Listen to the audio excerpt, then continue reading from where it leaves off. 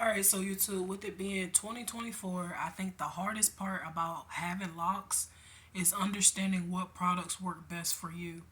Also, I would say a patient game because a lot of people they don't really see their growth with their hair. But I feel like the way to fix that is always take a picture of your hair whenever you're done getting a retwist. Like whenever you get your hair retwisted, continue to take pictures like throughout the whole entire journey so that way you could see the actual growth of your hair.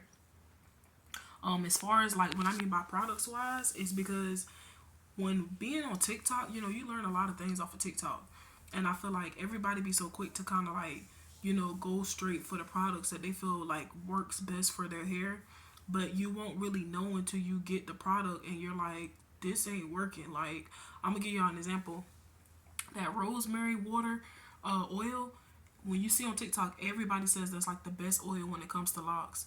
Me personally, I don't really think that's the best oil. I still have to try other oils to see what works best, but so far I feel like that do grow oil works best for me.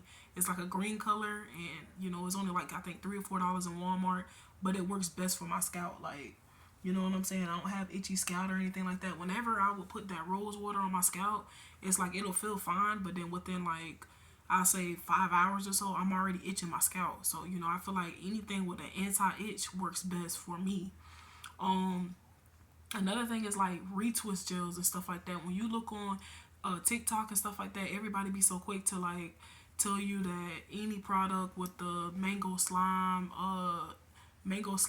Jamaican stuff, that Jamaican stuff, they say that's like the best retwist gel. But me personally, or they'll say like other gels as well too. Like I done seen like where they put like photos of other gels, but I haven't really tried it on my hair. But I feel like the texture of your locks will really let you know what lock gel works best for you. Like me personally, that mango and slime gel that don't work good on someone with like kinky hair, like 4C hair, because with it being like a water base, almost like it's too water type like for your locks. So I feel like when it come to me, basically, when the girl started my locks, she started it off with Ampro gel, and now Ampro gel is like a water solution type, but it's not like so watery at the same time. It's like enough to make sure that it grips everything of my lock and still give it that fresh retwist. I do got some people who say sometimes that Shine Jam works best for them when it comes to retwisting their locks, but I feel like overall we're still trying to find out what products works best for our locks. So that's one of the hardest part because you want to try to do what's really the trend right now, and then when you really try it on your hair, it's not as best as you would think that it would work. I have some people where they have retwist their hair using like the mousse, like the foam and stuff like that. I've been seeing people retwist their hair using that. So it just all just depends. Another thing is as far as for rubber bands, I feel like rubber bands work best and it lasts longer with your retwist because at the end of the day, when you're done twisting your hair and stuff like that, it can unravel depending on the texture of hair that you have. Me personally, even me with 4C hair, I still feel like I like to have the rubber bands to keep it intact, and it gives it a more cleaner, slick look. Like you don't want your hair just being everywhere. Um, Another thing I could say is the parts. You want to make sure your parts go the way how you want it. I have seen people who, they want to start off their locks with diamond parts, but then once they get further on to their journey, they wish they had square parts.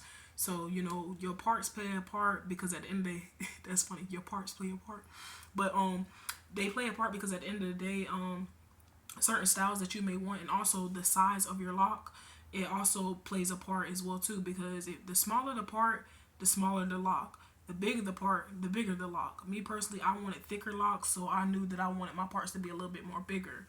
But I would say that's mainly the hardest part as far as for locks that I've done seen so far. With it being 2024, I started my locks February 18th of 2022, and with it being February 2024 now, I don't have my locks for about 2 years now. So it's a little over 2 years because it's April now.